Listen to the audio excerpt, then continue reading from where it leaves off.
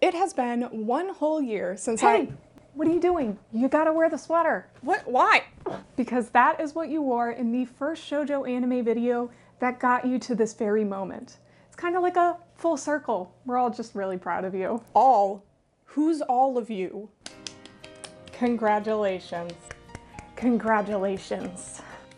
Congratulations. Congratulations. Congratulations. Thank you guys. It really means a lot that you all...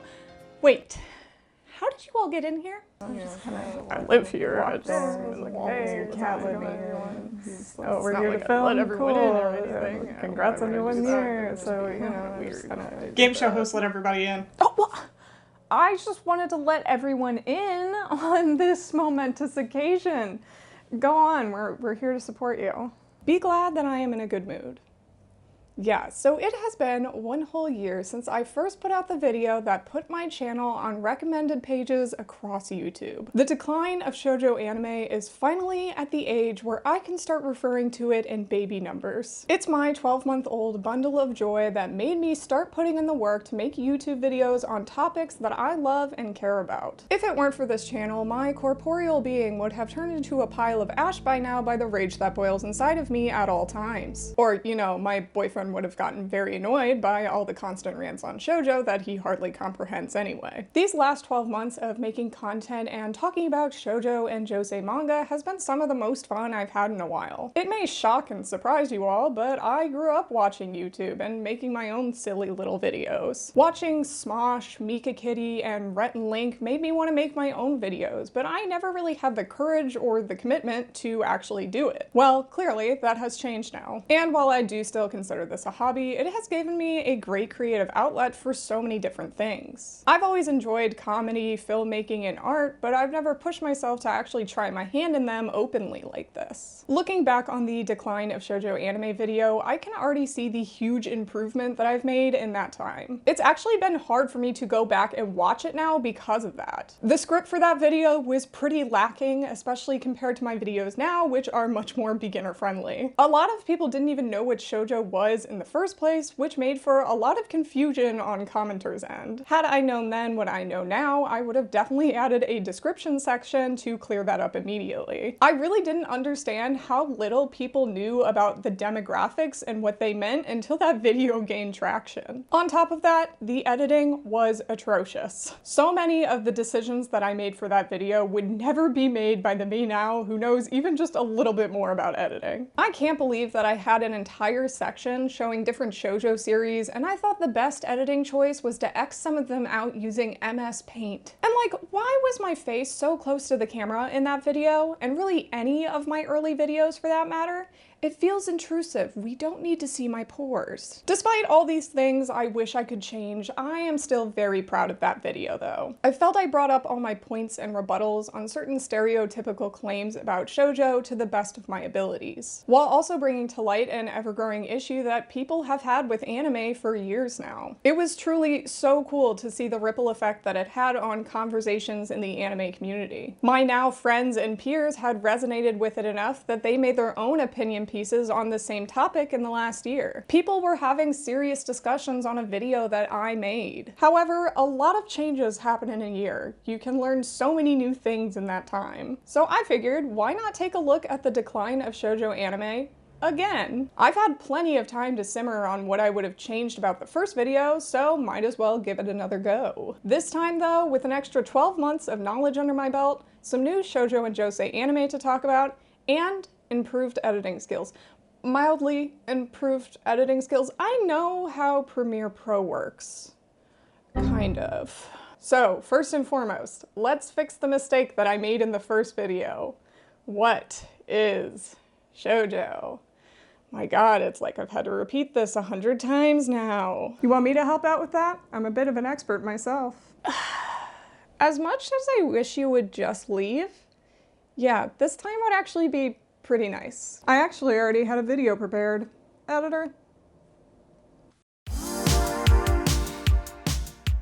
Shoujo is a demographic of manga that is marketed to young girls. The word shoujo is a literal translation to young girl in Japanese, although the term itself is mostly just used for marketing categories nowadays. The common misconception towards shoujo manga and anime is that it consists mostly of romance themes with high school settings and female protagonists. This line of thinking is largely a stereotype of the media that is marketed for girls from the ages of 12 to 24. There are many very popular shoujo series that aren't focused on romance, such as Natsume's Book of Friends or Gakuen Babysitters, as well as plenty of them being action or plot-oriented like Yona of the Dawn. The common through line for most shoujo series is the character-driven storytelling and or the stylization of the art, shading, or paneling. That was my time for now. Back to Colleen. Okay. No more. No more on that. I'm done saying this. I'm done saying this forever. If someone makes me say it one more time, I'm going to personally seek them out and have them pay for my therapy bills. 1 whole year of continually repeating myself is making me lose my goddamn hair. I get that it can be somewhat confusing for Americans who have only ever had romance media marketed to and for specifically women, but no longer. This is the straw that broke the Colleen spirit. Now my metaphors aren't even making sense. Let me calm down. Moving on from that. Much of what I addressed in the first video are claims as to why shoujo anime is being produced less. I would recommend, if you haven't already, to watch that video first. Just as a refresher though, a few of the claims that are made about why shoujo anime is on the decline are that they're all the same, they don't sell as well, or that they get made into live-action drama adaptations instead. None of these claims have ever held too much weight, but I do have some additional points to add to the points that I made back then. Plus, I'm not gonna play coy as much as I did the first time. For the first claim as to all shoujo being the same, I pointed out in that video that shonen and seinen rom-coms are currently dominating the anime landscape. Since that video dropped, there's been at least 3 or 4 of these types of series in one given season alone in the entire last year. I blame either Horimiya or My Dress Up Darling for bringing this onslaught since they both did very well. If shoujo is all the same because they're all high school romance though, the same criticism should be levied against these series. What is actually kind of funny is that the majority of shoujo anime getting made lately have been fantasy series, like My Happy Marriage, Sacrificial Princess, and Bibliophile Princess. That's some Alanis Morissette irony if I ever did see. The second claim of shoujo not selling well is an easy one to dismiss. They do sell well. It's pretty clear looking at the sales charts that they sell well. Actually, since then, I saw an interview between a mangaka and an editor where they said that girls are no longer reading shoujo and they're moving over to shonen. Basically trying to say that there's less interest in shoujo manga right now. This is really nothing new, as people have always tried to say that the target audience for shoujo doesn't enjoy it anymore simply because they've always enjoyed a range of series for years. Back in 2011, there was even a news segment that claimed the same thing. They surveyed girls at a bookstore and came to the conclusion that they were no longer interested in shoujo just because they gravitated more towards shonen. It's a funny thing to try and say, considering that girls have always been conditioned to try series outside of their comfort zones since childhood. Books with male protagonists or male authors are a dime a dozen, and the audience for these series are often split down the middle. On the flip side, books with female protagonists or female authors are heavily skewed towards women, usually closer to an 80-20 split. In manga publishing though, you could say that shonen and seinen are the ones that will have a closer split down the middle, while shoujo and josei will have closer to a 90-10 split, or even in some cases 95-5. Obviously being skewed heavily towards women. Looking at a breakdown of sales from 2009 of manga enjoyed in Japan, this divide is quite noticeable. Women of all ages from 10 to 50 were shown to enjoy shoujo and josei series like Kimi ni Todoke, Nana, no Dame Cantabile, and Ouran High School Host Club. Along with this, they also had a healthy dose of shonen and seinen titles like Gintama, Hitman Reborn, Detective Conan, or XXX Holic. I don't care, I pronounce the X, it's fun. While the demographics for men only had shonen and seinen titles. Wait, well, there was actually one josei series that made it in for men over the age of 40. No Dame Cantabile made the cut, which is quite funny considering it was the one popular shoujo or josei series at the time that had a male protagonist on that list. If girls really don't enjoy shoujo anymore, then we need to check on all the non-binary people that are hoarding all these shoujo series. We already know it's not the boys that are getting series like Honey Lemon Soda or Skip Beat to the top of the weekly sales charts. There's really no other explanation other than, you know, non-binary people going to stores and buying up all the shoujo manga because they know that just because they have an absence of gender doesn't mean that femininity is an inherently bad thing. Not a fan of being cut off, but yeah. The last claim is that shoujo manga gets made into live-action dramas instead of getting made into anime. In the original video, my point ended up being that anything ranging from shonen to shoujo to seinen to josei will get made into live-action drama adaptations. Shoujo wasn't unique in getting a majority of live-action dramas. Now though, we have a bit of context behind why shoujos do get made into live-action dramas instead of getting made into anime. Girls just grow out of animation. Wait, hold on. How did that get in my script? Oh, right. That wasn't me saying that. That was a Cartoon Network executive last June, claiming that girls will stop watching animation and start seeking out live-action series instead. I guess it comes with the puberty. This sort of thinking from network executives is a bit of a self-fulfilling prophecy, if you will. Girls are historically underserved with shows that are catered or marketed to them, and especially when it comes to animation. As they grow older, they begin to find content outside of cartoons that are marketed towards them, and most often that tends to be live-action series. Instead of gearing more cartoons or animated shows towards older girls or course correcting, they instead throw their hands up in the air and say, well damn Jackie, I can't control the cartoon production. Well, except they can. They know they can, and they actively don't want to. Which brings up a point that I didn't make in my original shoujo anime video at all. I didn't even think about this aspect of it when I was making that video, mostly because it was never a claim against shoujo anime that I had ever heard prior. Many people brought up on that video that the reason that shoujo doesn't get anime is simply because who will buy the merchandise? Girls don't buy toys. Especially when it's from girly girl shows that are romance only and could never have merch attached. God, I'm being mean again. I should really tone it down, but I think I've been repressed this whole time. Okay, let's get into marketing and merchandise for shows that have been geared towards girls though. Back in 2013, there was an interview with Paul Dini, who is the writer and creator of many Batman shows, along with other things as well. He went on Kevin Smith's Fat Man Beyond podcast and talked about his show Young Justice's feedback from network executives. He noted that when he began writing more for the girl characters and saw more girls watching his show, the executives wanted to pull back. They didn't want girls watching the show because they said that they wouldn't buy the merch or the toys that they were trying to sell. Dini and Smith both noted something though. If you can't work around the audience that is watching, then you can't do your job right. Refusing to write or produce a series that could have a heavy viewership of girls just because they won't buy toys or merch that you want to sell is just continuing the cycle. Many executives, studios, and producers would rather keep the status quo of trying to shill action figures than actually considering the full spectrum of people who may watch their shows. If girls really won't buy toys, then make something else for them.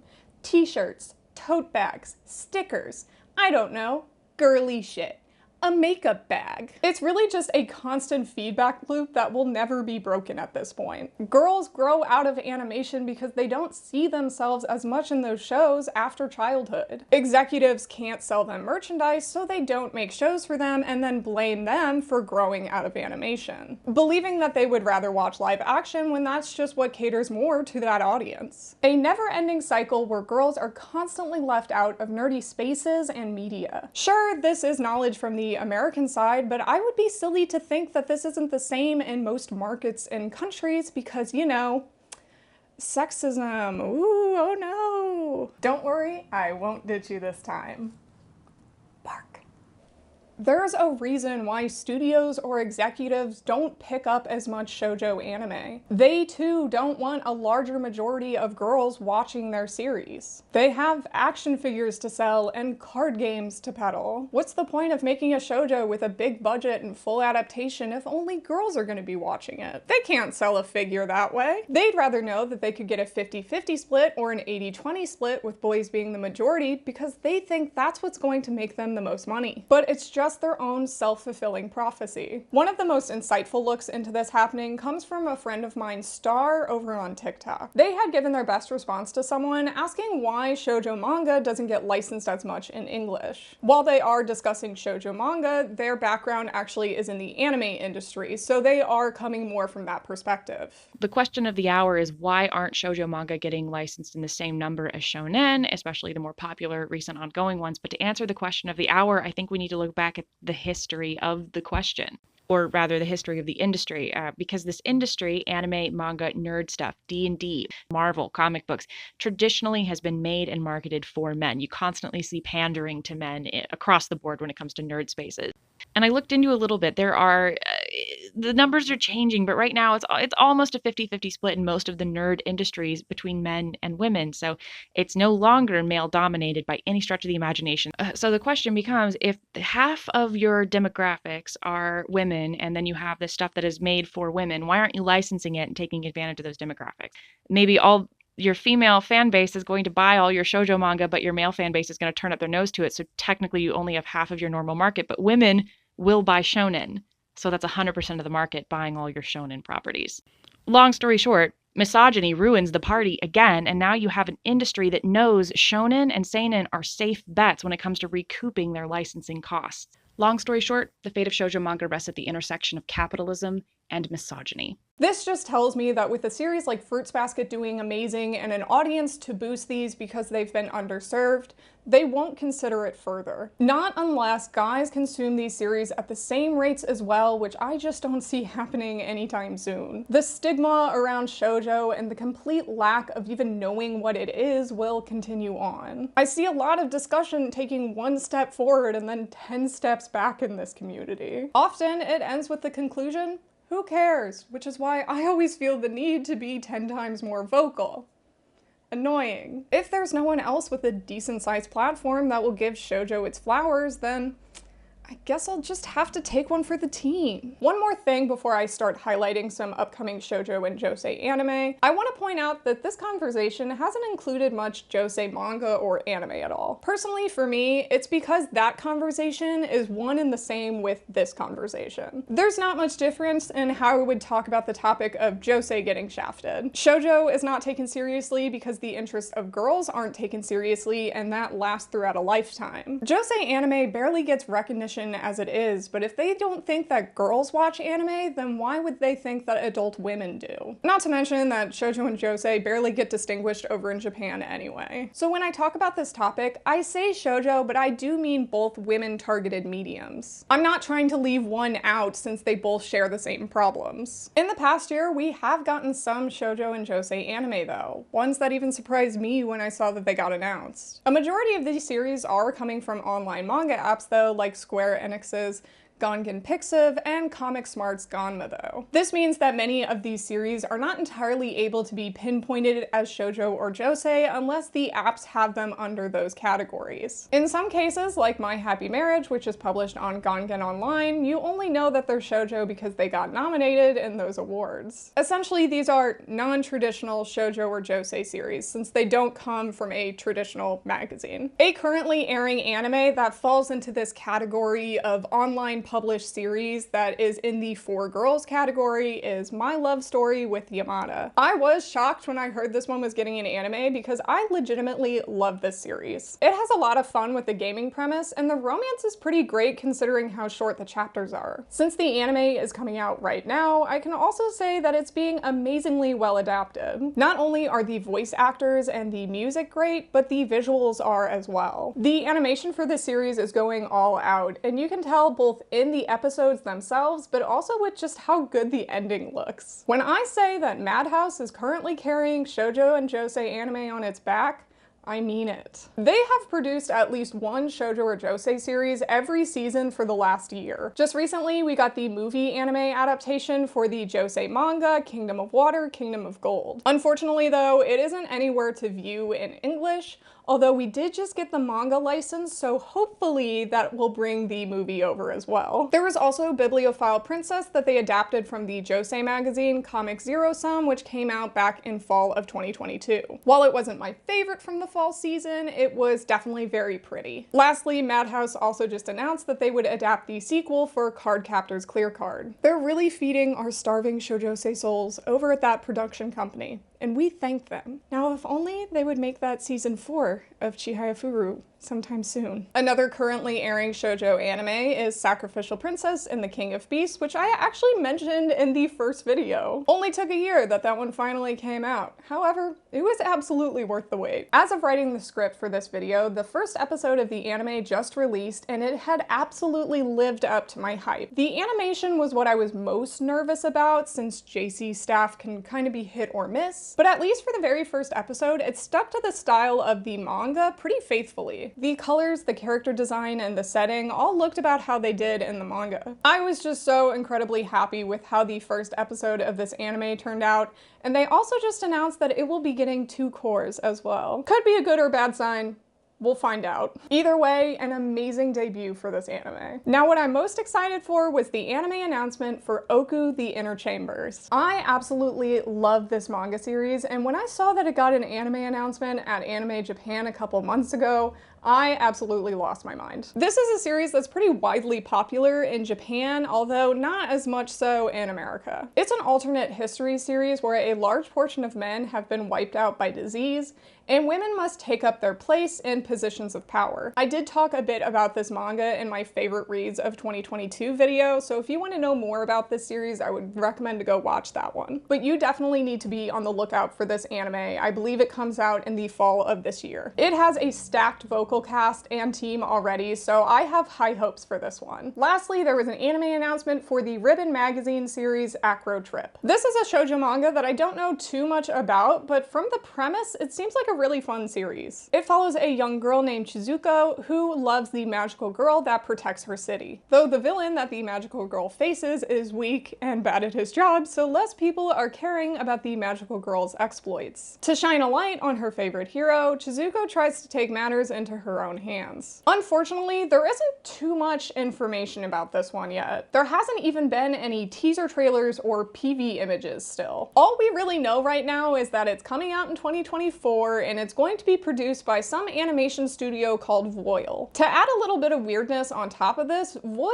actually hasn't had any anime series that they made prior to this one. So I literally have no clue what to expect or look forward to for Acro Trip. Other than that, there really isn't that many other shoujo or josei anime to talk about. There's obviously a steady flow of isekai series with how popular that genre currently is, but in the midst of a boom of high school setting romance series, it's pretty crazy that the demographic that is pigeonholed into that genre aren't being made. There's still been no talks of a possible A Sign of Affection anime or A Condition Called Love anime, or really any big dessert title. The most Kodansha has really given us was the live-action movie adaptation of the series And Yet You Are So Sweet. In addition, best-selling josei manga like Do Not Say Mystery, Ikoku Nikki, and Onna no Sono no Hoshi have still yet to get anime adaptations either. Although Onna no Sono no Hoshi did get an OVA that was promotional material with a volume. I know that everyone wants to claim that a shoujosei renaissance is coming anytime a new series gets announced, but I'm just not that optimistic yet. A renaissance would mean a close to equal amount of anime and promotion for shoujo and josei series as shonen and seinen. But unfortunately, we aren't even close to being there yet. My theory is that it will never truly happen until these companies that publish these shoujo or josei magazines finally feel like they need to compete with each other. Right now, they're all content with the amount of magazine and volume sales, and they don't think that they need to promote their works to a wider audience outside of manga readers. There's nothing pushing them to try more, and unless a push comes along, a renaissance will never follow. Partially, this is why I think that reboots or magical girl series don't do much to boost interest in shoujo, because those are more for loyalists of certain series more than anything. It's sad that while I wish I could say that much has changed within a year, I really can't. As with the first time that I talked about the decline of shoujo anime, all we can really do is support these shoujo and josei anime that are coming out as much as possible. Stream them when the episodes drop, talk about them online, and vocalize to the companies that this is what you want as a consumer. With very little merch options for these shows in America though, it's hard for us to also speak with our dollars. Crunchyroll may have said that shoujo fans are underserved, and yet they themselves hardly offer us any merch options. So really just vocalizing and showing up are all we can really do as Western fans. All in all, there hasn't been a renaissance and there hasn't been an equal amount of shoujo or josei anime coming out, but there have been people caring. More and more online, I see shoujo accounts talking about these issues and taking matters seriously because it matters to us. Saying demographics don't matter or I'll just read anything doesn't help when it comes to feminine media or series that are marketed with girls in mind. It does matter when an underrepresented group has continually not been taken into consideration. You have to care. If you don't care, it will never be taken seriously or given any sort of precedence. The care that I have seen from people in this last year has been noticeable though. Whether they saw my video or not, I could tell that the discussion around shoujo anime was still happening and people are still caring. I'm proud of that video because I'm proud that I could have even had the smallest hand in this. But I don't want to stop with just a little push. I want to continually point these things out because it's not a one and done to me. Especially now that the original video gave me a platform to speak about these issues. I may hear a million times that it doesn't matter, but as long as it does to me, I'll continue to talk about it. All right, good job everybody. Great year of creativity. Let's make it another one, okay? But first, party in the kitchen. Come on, let's go. Yeah. Yeah. Yeah. Yeah. All right, let's go party, guys. All right. Ready for some party. shots. I really wish I had a light switch to turn off. You coming, Colleen? Fine, let's go. But I mean it, if you don't get the fuck out of my house after this.